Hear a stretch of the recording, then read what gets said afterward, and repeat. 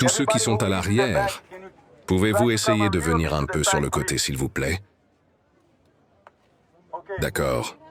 Donc à propos des annonces que nous devons faire pour le moment, je sais que la plupart d'entre vous attendent depuis de nombreuses heures tout d'abord pour vous amener ici parce que les routes étaient fermées, puis pour entrer dans une porte qui était remplie de monde, et c'était très difficile pour vous d'arriver ici. Je suis désolé pour ça, et puis depuis que vous êtes ici, vous avez attendu aussi pendant de nombreuses heures pour faire connaissance avec votre bateau. Donc nous sommes désolés pour toutes ces situations logistiques que nous avons traversées. Cette situation nous a également pris par surprise. Nous sommes arrivés il y a quelques jours ici même dans ce port, et nous n'avons pas vécu ça. Donc c'était un changement sur une situation qui était aussi inattendue pour nous. Mais nous sommes désolés quand même que vous ayez vécu ça. Ce n'était pas du tout notre idée pour que vous traversiez ça bien. Deuxièmement, vous attendiez d'être affecté à votre bateau sur la base de la liste qui a été fournie hier. Donc vous avez franchi les portes.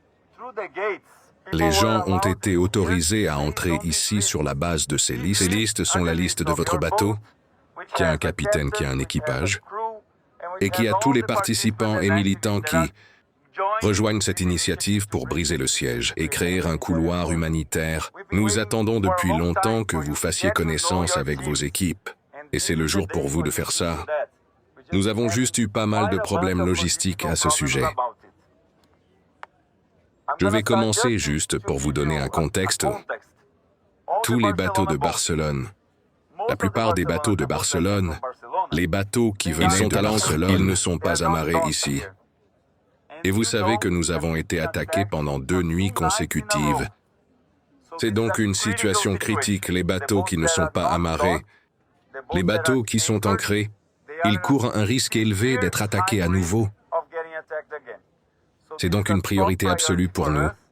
Et nous avons essayé de résoudre cela pour mettre tout le capitaine et l'équipage et les participants à bord de ces bateaux. Et nous essayons de faire la voile pour déserter le port, qui est notre prochain arrêt pour tout préparer pour notre voyage vers Gaza. Jusqu'à présent, les participants de Barcelone qui sont ici, ils ont fait les procédures d'immigration parce que la police ici reçoit un morceau de papier pour prouver qu'ils ont quitté le port de Tunis et qu'ils vont déserter le port. Et que cette trajectoire se fait de manière légale, organisée par le gouvernement ici. Donc ce processus nous a pris du temps à faire. Maintenant, la plupart de l'équipage et les capitaines et les participants de Barcelone, ils sont sur leur bateau.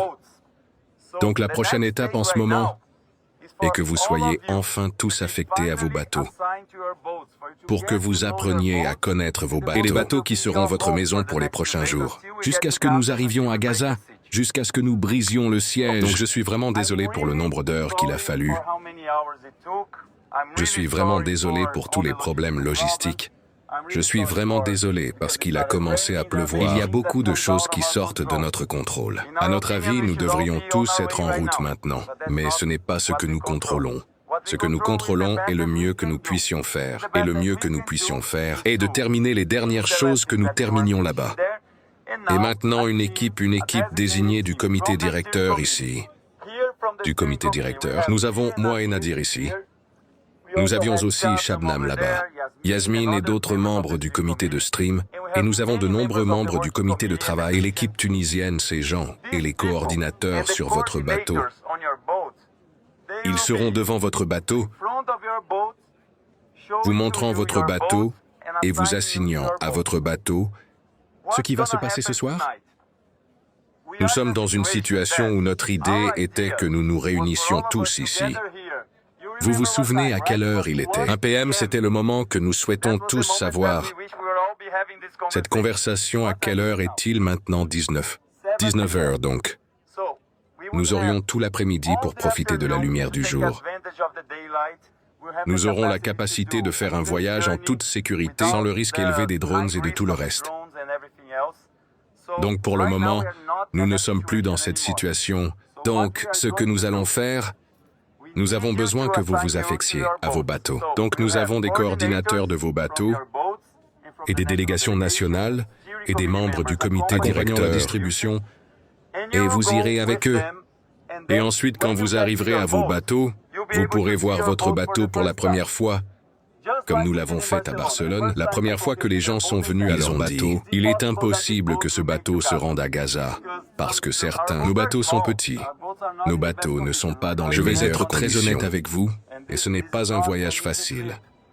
Des gens qui ont été de Barcelone, beaucoup d'entre eux ont eu le mal de mer. Je vous ai dit à plusieurs reprises que pendant la formation, beaucoup d'entre eux ont perdu toute idée d'intimité et d'espace personnel, parce que nous ne faisons pas cela pour nous. Nous faisons cela pour le peuple palestinien à Gaza. Ils font appel à nous, et nous allons à toutes les ressources et toute l'aide que nous pouvons dès que possible. Nous faisons de notre mieux. Donc, quand vous arriverez à votre bateau, vous verrez que votre bateau a besoin de travail. Et une partie de ce travail que nous pouvons faire immédiatement. Par exemple, nous pouvons aller préparer, nettoyer et organiser. Une partie de ce travail devra être faite dans un meilleur port, ou plus organisé quand nous aurons tous nos bateaux ensemble, ce qui dans notre idée ne pourra se produire que demain. Alors ce que nous devons faire, les gens, vous êtes tous prêts à être sur votre bateau à droite? Ouais. Ok, alors maintenant, quand vous arrivez à votre bateau, vous jetez un œil à votre bateau avec tous les participants, avec tout le capitaine, l'équipage et l'organisateur sur votre bateau, et vous pourrez tous prendre une décision personnelle et individuelle. Est-ce que je veux monter à bord de mon bateau et passer la nuit ici sur mon bateau? Ou est-ce que je veux aller dans un hôtel, par exemple, pour passer la nuit? C'est un choix individuel personnel.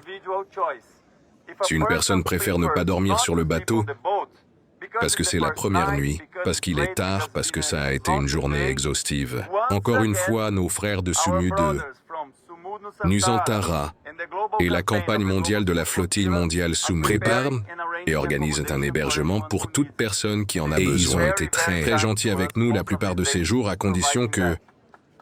Merci beaucoup à Mona Santara et Nadir, notre frère ici. Cette contribution est la contribution de nombreux pays d'Asie du Sud-Est et du Sud, et ils ont fait ça pour soutenir notre mission. Alors, est-ce normal de comprendre que lorsque vous arrivez à vos bateaux, vous pourrez tous faire l'évaluation personnelle, pas une évaluation collective, une évaluation personnelle, suis-je prêt à venir occuper mes bateaux? Ou est-ce que je préfère me reposer un jour de plus? C'est facultatif aussi, et ça va aussi. Il n'y a pas de différence de mérite. Tu n'es pas plus courageux de rester sur ton bateau. Tu n'es pas lâche d'aller dormir dans un hôtel. Les gens sont différents, d'accord? Et Sumono Santara nous fournit une solution pour celui qui préfère ne pas dormir. Dans un endroit très serré, vous voyez que les bateaux sont attachés et ils ont été liés de Barcelone à ici. Et certains des bateaux ici sont dans une situation encore plus serrée. Donc si tu vas à ton bateau, vous évaluez la situation. Si tu penses que je ferais mieux de dormir dans un hôtel ce soir, tu nous fais juste savoir. Nous avons une équipe ici prête à organiser cet hôtel, cet hébergement de la meilleure façon possible, de la manière la plus rapide et la plus pratique possible. C'est l'accord que nous avions dans notre coalition, que quiconque est trop fatigué à cause de cette journée épuisée, qui n'était pas entièrement préparé, est-ce qu'il fallait venir à la hâte, ou qui préfère vraiment parce que le bateau est déjà trop plein, tu n'as pas vraiment le temps et il fait déjà noir. Vous n'avez pas le temps de vous organiser. Pour connaître votre équipe, c'est plus que OK. Tu vas juste dormir dans un hôtel, OK? C'est ce qui va se passer maintenant. Alors quand tu vas à notre bateau, je suis presque sûr que vous avez beaucoup de gens avoir la même impression que certaines personnes avaient à Barcelone. Ces bateaux ne peuvent pas naviguer, ils sont trop encombrés et je ne suis pas à l'aise avec ça. C'est bon, nous pouvons en discuter aussi pour ce soir. Tu n'as pas vraiment besoin de trop gérer ça, tu peux juste aller dormir dans un hôtel demain. Nous essayons de trouver les meilleures solutions que nous pouvons accepter. Avons-nous des questions sur cette procédure maintenant? Allez-y. Juste une seconde. Oui, donc la plupart des bateaux sont amarrés ici dans le port de Busaïd. Il y a certains des bateaux qui sont dans un autre port, qui est Gamart. Donc les bateaux qui ne sont pas là, qui sont dans Gamart. Nous allons trouver une solution pour que vous essayiez de connaître votre bateau. De toute façon, la même chose que les gens font dans ce port. Je pourrais aussi faire du Gamart, d'accord? S'il n'est pas possible pour nous tous d'aller au Gamart, les gens du marché vont à l'hôtel, comme avec les autres d'ici, qui décident d'aller à l'hôtel demain tôt le matin. Ils seront à leur bateau, occupant leur bateau, travailler dans leur bateau et préparer ces bateaux à prendre la mer, d'abord pour rassembler tous les bateaux dans le port assiégé. Et puis nous connaissons tous notre chemin, nous savons tous pourquoi nous sommes ici, car nous allons à Gaza. Ensuite, nous en avons un ici, puis un ici. Comment connaître le nom de notre bateau à partir du nom? Nous avons des organisateurs qui vous disent le nom et les numéros d'accord. Donc tu ne peux pas regarder, il commence à pleuvoir. Tu ne peux pas couvrir ce qui va se passer maintenant. Que les organisateurs viendront et continueront cette annonce, d'accord? Vous visitez votre bateau, vous jetez un œil à votre bateau. Vous prenez la décision de rester ici ou d'aller à l'hôtel. Les gens auront la liste des gens, donc tu n'iras pas sur un bateau qui n'est pas le tien et tu pourras prendre la décision de rester ou d'aller à l'hôtel. Je suis désolé qu'il commence à pleuvoir. J'aurais aimé avoir plus de temps pour discuter. Mais les organisateurs continueront.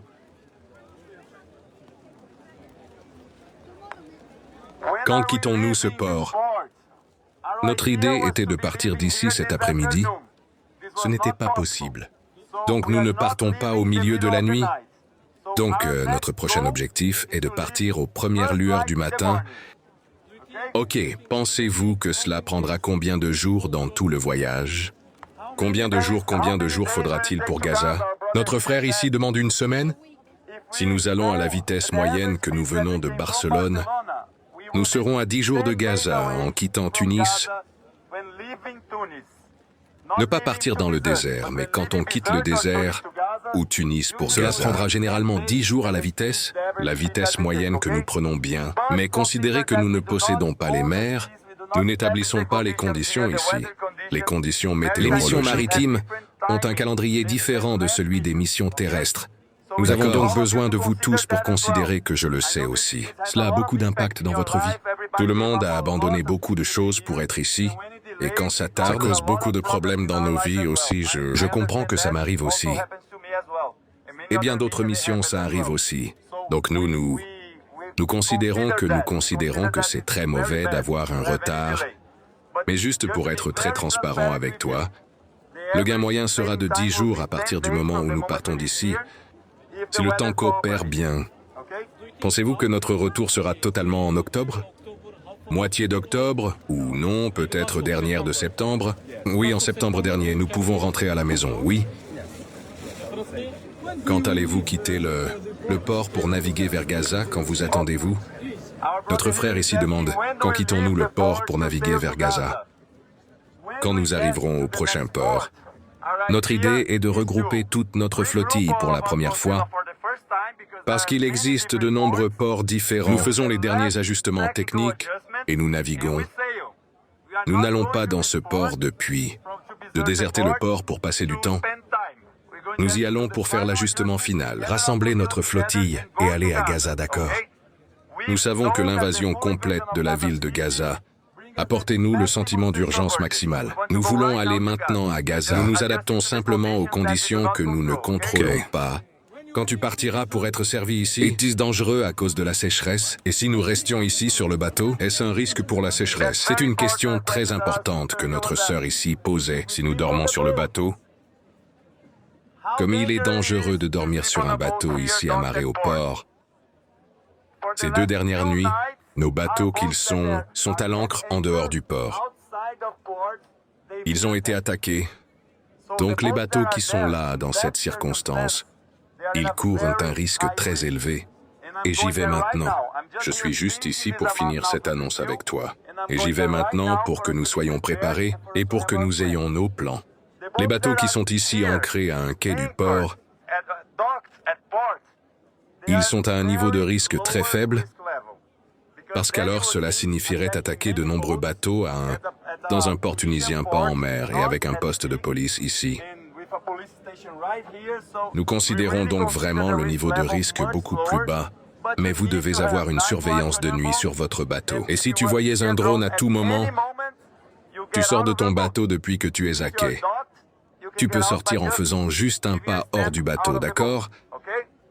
Donc si vous voyez un drone sortir de votre bateau, Les autres bateaux qui sont en mer, nous sommes les plus inquiets pour eux, d'accord?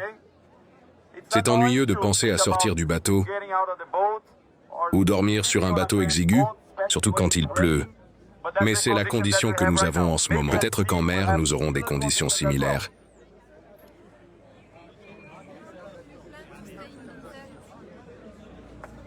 Notre plan est de quitter ce port dès que les conditions le permettront. Dès que les gens sont sur leur bateau, dès que les gens ont fait, l'équipe de Barcelone a fait les procédures d'immigration, dès que le capitaine et l'équipage diront que nous pouvons partir, donc à mon avis demain tôt le matin. Nous devrions quitter ce port, dépend de votre bateau, de votre équipage et de votre capitaine, pour tous les participants qui arrivent, et tous les autres, et la météo pour coopérer à quelle heure. Nous n'avons toujours pas d'heure précise, cela dépend des prévisions. Nous avons donc une équipe de navigation qui fait les modèles de prévision. Et cela dit le meilleur moment pour naviguer concernant la météo. Ok, c'est ce que nous faisons. C'est ce que nous faisons tous les jours dans le cadre de notre mission. Oui. Tout le monde, merci beaucoup pour la patience. Merci beaucoup pour la tolérance. Nous faisons de notre mieux. Faites-nous confiance, nous faisons de notre mieux. Nous ne nous arrêtons pour rien. Nous essayons de tout résoudre. L'organisateur viendra vous emmener à travers le reste de ce voyage. Pour aller à nos bateaux, d'accord, je dois aller aux autres bateaux parce qu'ils ont un risque très élevé d'attaque. Ok. Merci beaucoup.